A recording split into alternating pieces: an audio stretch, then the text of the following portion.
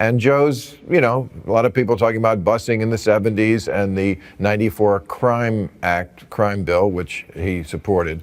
What would be your advice? Well, first of all, my advice is to understand that this is 2020. Madam President, we have predators on our streets that society has, in fact, in part because of its neglect, created.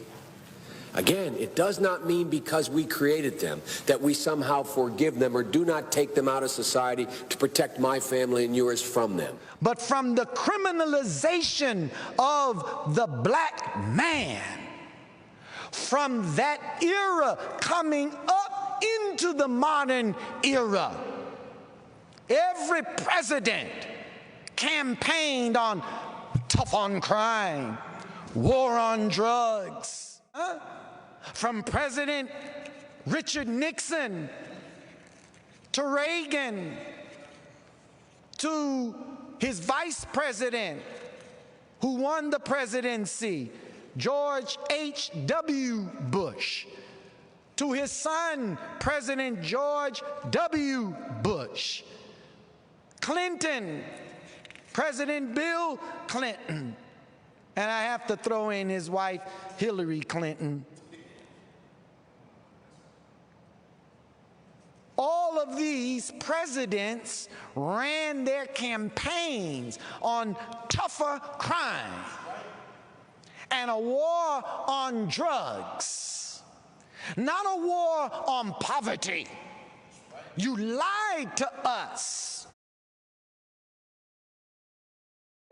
A prison industrial complex, that didn't happen out of a vacuum.